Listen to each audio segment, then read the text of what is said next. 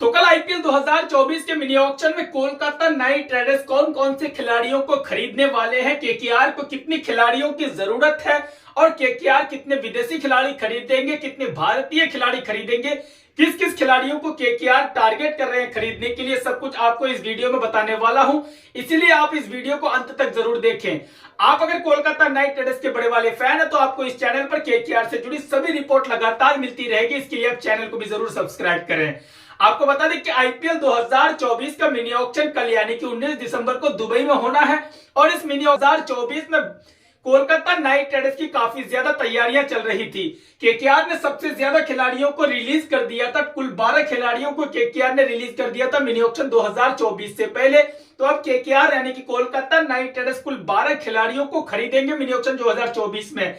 इसके लिए Kolkata night Riders के पास कुल पर्स बैलेंस जो बचा हुआ है खरीदारी करने के लिए 32 करोड़ 70 लाख रुपए केकेआर के पास इस समय बचे हुए हैं। इन्हीं 32 करोड़ 70 लाख में केकेआर को कुल 12 खिलाड़ियों को खरीदने होंगे, जिसमें से कोलकाता नाइट राइडर्स 4 ओवरसीज खिलाड़ियों को खरीद सकती है, यानी कि 4 विदेशी खिलाड़ी केकेआर खरीद सकती है इन्हीं रुपयों में। उनके अलावा 12 खिलाड़ियों में से 8 खिलाड़ियों को केकेआर को भारतीय खिलाड़ियों को खरीदना पड़ेगा, यानी कि 4 कम से कम विदेशी खिलाड़ी अगर केकेआर खरीदती है तो 8 खिलाड़ियों को भारतीय खिलाड़ियों को केकेआर खरीदेगी। आपको बता दें कि दोस्तों केकेआर को सबसे पहले तेज गेंदबाजों की तरफ ध्यान देना पड़ेगा। 4 से 5 कम से कम आईपीएल 2024 के लिए केकेआर को तेज गेंदबाज खरीदने होंगे। इवन आंद्रे रसल को अगर जोड़ लिया जाए तो केकेआर के पास इस समय सिर्फ 3 ही तेज गेंदबाज बचे हैं, हर्षित राणा, वैभव अरोड़ा और आंद्रे रसल। तो ऐसे में केकेआर ने सभी तेज गेंदबाज को अपने रिलीज कर दिया है, जो कि उनके फ्रंटलाइन तेज गेंदबाज थे जो लगातार गेंदबाजी कर रहे थे 2023 में। तो केकेआर को सबसे पहले 4 से 5 कम से कम तेज गेंदबाज खरीदने होंगे। वहीं अगर बात किया जाए स्पिन गेंदबाजों की तो केकेआर को कम से कम 3 स्पिन गेंदबाज खरीदने होंगे जो कि बेहतर स्पिन गेंदबाज हो। ऑलरेडी केकेआर के पास इस समय 3 स्पिन गेंदबाज मौजूद हैं। केकेआर के पास सुनील नरेन, वरुण चक्रवर्ती और अनुकूल रॉय जैसे स्पिन गेंदबाज मौजूद है जो कि काफी टॉप क्लास के स्पिन गेंदबाज हैं।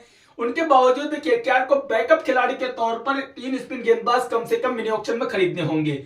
वहीं अगर बात किया जाए टॉप ऑर्डर बल्लेबाजों की तो केकेआर को कम से कम 2 टॉप ऑर्डर के बल्लेबाज खरीदने होंगे, क्योंकि केकेआर के पास रमनुल्ला गुरबाज और जेसन रॉय ऑलरेडी मौजूद है। तो केकेआर चाहेगी कि किसी भारतीय टॉप ऑर्डर को खरीदा जाए। और अगर बात किया जाए केकेआर के मिडिल ऑर्डर बल्लेबाजों की तो केकेआर यहां पर एक विकेट कीपर बल्लेबाज को खरीदने की कोशिश करेंगे रमनुल्ला गुरबाज की रिप्लेसमेंट के तौर पर, क्योंकि गुरबाज ऐसा भी हो सकता है कि सभी मुकाबले में ना खेल पाए।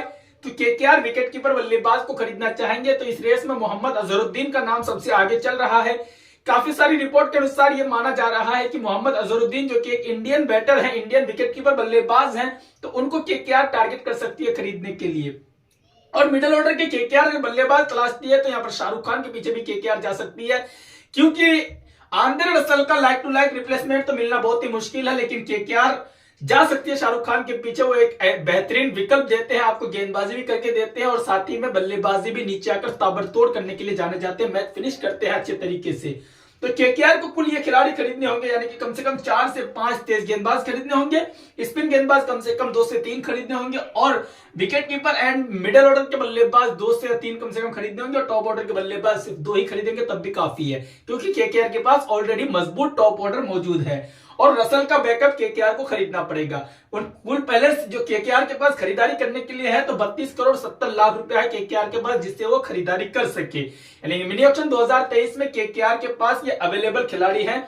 इसके बावजूद केकेआर के पास जो अभी कुल 13 खिलाड़ी हैं जिनको केकेआर ने रिटेन किया है, उन खिलाड़ियों में से आपको एक बेहतरीन प्लेइंग 11 बनती हुई दिखाई देती है, क्योंकि ऐसे ऐसे खिलाड़ियों को केकेआर ने रिटेन किया है जिनके ऊपर केकेआर ज्यादा पैसे भी नहीं लुटाई है। आंद्रे रसल और श्रेयस अय्यर को अगर छोड़ दिया जाए तो केकेआर किसी भी खिलाड़ी को 9 या 10 करोड़ नहीं दी है।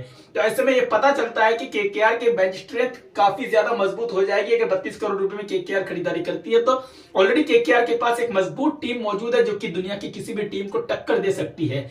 आपको क्या लगता है मिनी ऑक्शन 2023 में केकेआर को कौन से खिलाड़ी को खरीदना चाहिए, हम नीचे कमेंट बॉक्स में कमेंट कर जरूर बताएं।